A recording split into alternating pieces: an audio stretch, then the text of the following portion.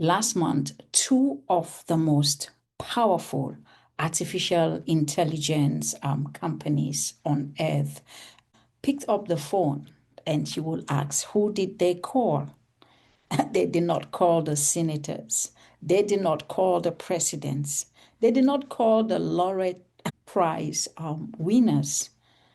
They didn't even call another IT engineer to help them develop the next model. They called a pastor. And when I tell you who else was in the room, you would begin to wonder where this episode is going to. There was rabbi, they had Buddhist, they had scholars, ancient Greek, Orthodox, bishops, and you name the rest of the global faith community.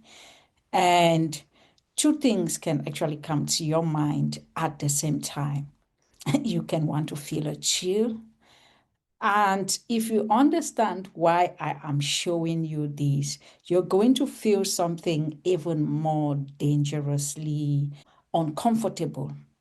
You're going to feel summoned. And the question is, what was this all about? So you're welcome to the Clarity Mandate, and I am Dr. Vivian Atud, and I've spent over 20 years as an economist. I have been so blessed over the years to work as an advisor to governments, to continental organizations, advising them on strategy, including the African Union, global institutions, academia, private sector, and I have been blessed to sit in some rooms where systems are designed, whether you talk about economic systems, whether you talk about business systems, policy systems. I have been blessed to be in those kind of rooms in the past.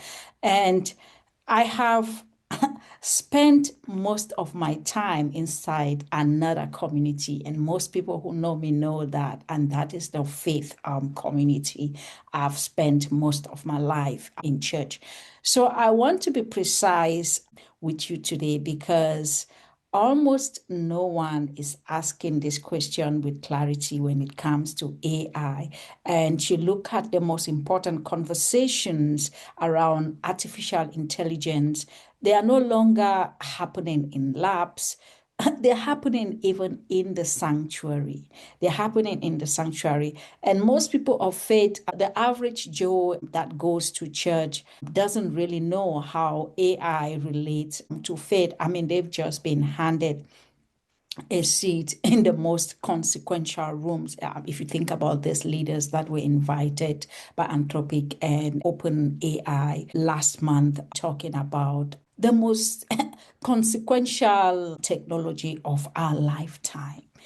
So, in the next few minutes, I'm going to show you what happened, why it's a trap, in my view, not just an invitation, and exactly the framework that you can begin to look at if you want to decide how AI is going to relate to faith in your community. So here's the fact. The fact is that last month, this is documented in May of 2026, and in New York City, Anthropic and OpenAI, two companies that are designing the systems that will begin to be between you and your doctor, between you and your banker, between your child and your child's education. They convened the what was called the first ever Faith AI Covenant Roundtable. They put it, and guess who was in the room? You had Christians in the room, you had Buddhists in the room, you had Baha'i community, you had Greek Orthodox people in the room. And what was the goal of this meeting? And the goal of this meeting was to begin to build a set of moral principles that these companies could actually agree to live and to work by. And guess what? Days later, after this first AI Covenant Summit, as they put it, on the other side of the world in Europe, something happened. Faith leaders also gathered again. And this time they were gathering in Athens, in Greece, on what was called the Summit on AI Ethics. And in the very city that gave birth to democracy, in the very city that is the marketplace of global ideas in Greece.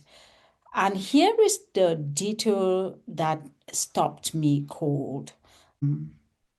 Anthropic brought in Christian leaders in a private 2-day summit.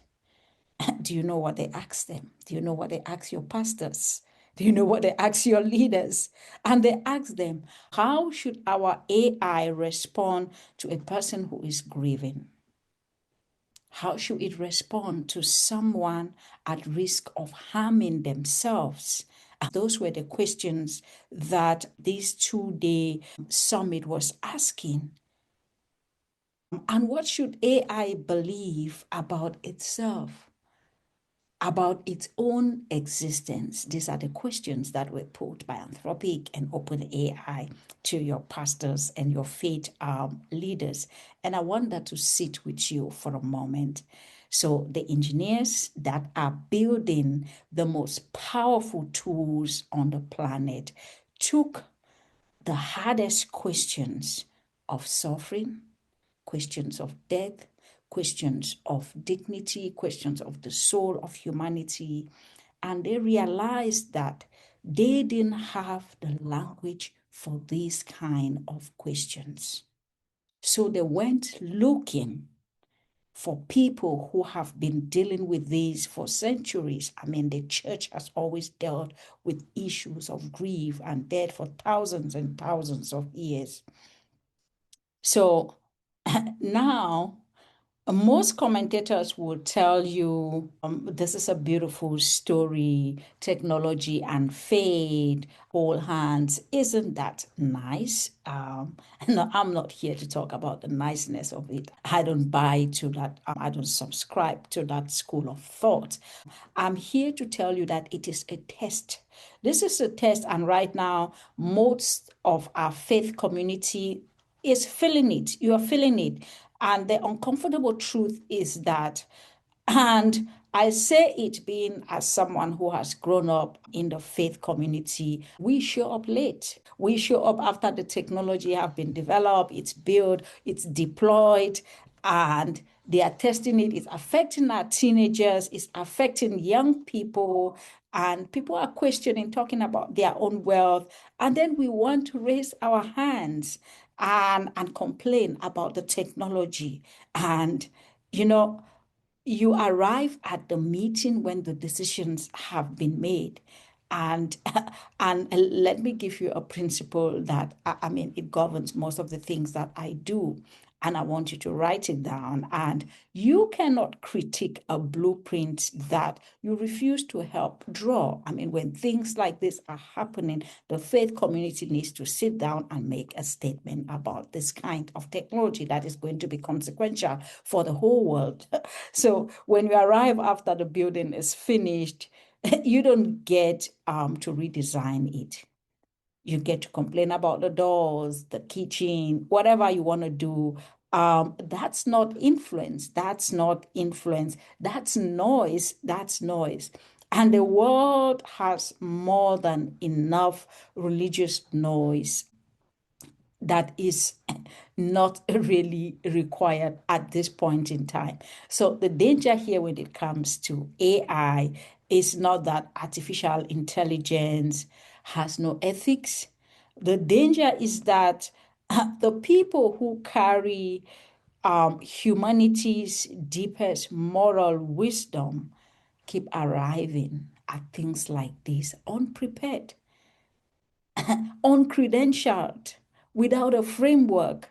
And so you get thanked for being there, you get thanked for being part of it, you get photographed for the headlines and all the things. But guess what? You were not there when the system was being designed. And you just like a rubber stamper as part of the system. So here is the framework that I am looking at, and I call it the three tables, because in any system of power, there are only ever three tables you can sit on, and most people don't even know which one they are at.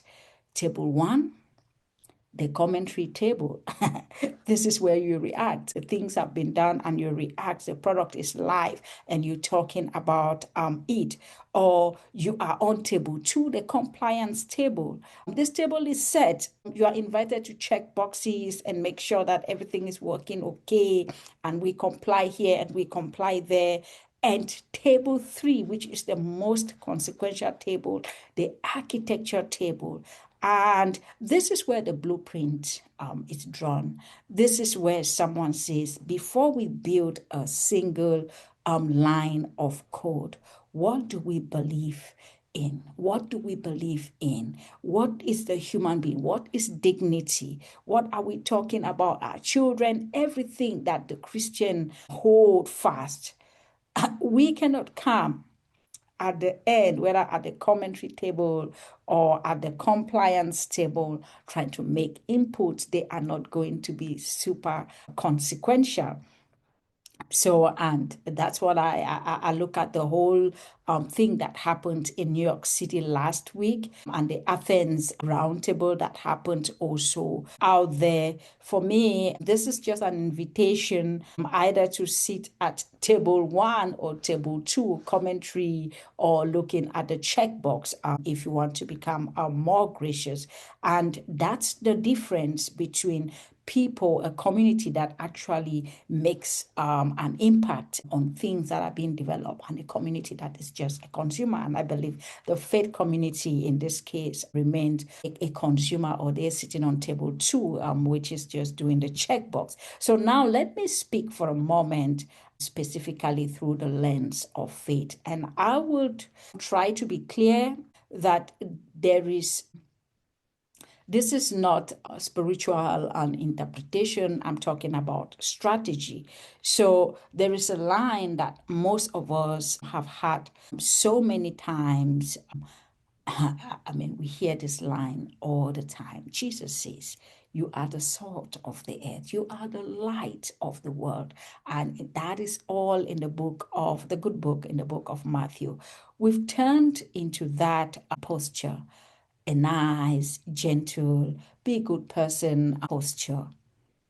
But read it again as an economist would read, as a system. Salt doesn't observe the meal.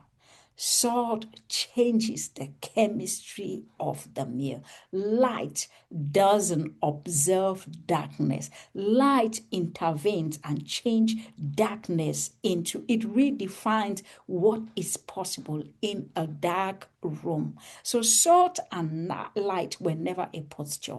Salt and light, they were always about infrastructure, and a claim that people of faith are supposed to be built into the structure of the world, not standing outside and shouting at the walls. I believe that people of faith are supposed to be the ones that look at the system and say, this system needs to be reconstructed like this. And the verse ends with a warning. Salt that does not do its work by salting the food is thrown outside and trampled upon.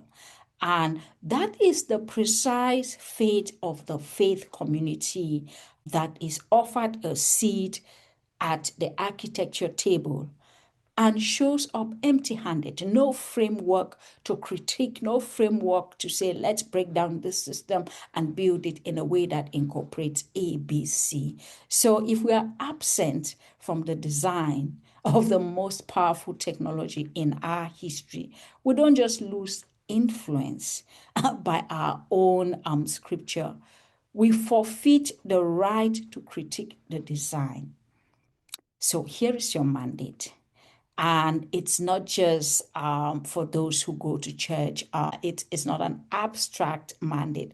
It's for you, the leaders. It's for you, the founders, the parents, the believers watching this right now. Stop reacting off the commentary table. Every minute you spend being outraged online is a minute you are not spending becoming someone that will be the architect in the room. Build a framework, not a feeling. Pick one question. Pick one question. How should AI treat the vulnerable, the workers, the child, the dying? And develop a position, a rigorous position that is rigorous enough to be engineered in the systems. It should be specific, it should be defensible, it should be implementable in the current situation that we are in. So you want to really do that. And three, you want to get credentialed, understand technology. I just recently completed my Google Cloud AI leader certification, and I will be doing machine learning and many others because I need to know how these things work. You want to understand the technology enough that no engineer would dismiss you as just being the Christian in the room. You don't understand these things. You want to be able to understand how these things work, because here is what the moment is really telling us. The moment we are in right now is telling us that the builders of the future just got admitted. They got admitted out loud, and the technical power without moral wisdom, without moral wisdom is a liability that they cannot solve on their own. The builders, whether you look at Anthropic, whether you look at OpenAI and all these people, they admitted that they can't build without a moral compass, and they are looking out to faith community for that. They are looking for architects of conscience. The only question is whether the people who carry the wisdom will show up prepared or show up late. So I've told you at the start of this episode that you're going to feel two things. You're going to feel two things: the chill. The machines are now asking questions that our souls used to ask, and the summons that you might be one of the people called to answer some of these questions. And don't waste your time on the chill. Obey the summons, be there, be prepared, because Silicon Valley called pastors, and the real question is whether we are answering the questions that will give them the right blueprint. So the mandate is clear. You want to go there if you belong to faith community. Begin to think about AI more critically. Begin to think about how AI is going to be affecting the faith community going forward, and looking at frameworks that we can supply to the engineers to re-engineer the system, because evidence from the meetings that happened in May of 2026 is that these engineers are looking for the moral compass, and it stays with the faith community. And I hope we all arise and be part of the solution. This is the Clarity Mandate, and I will see you in the next episode.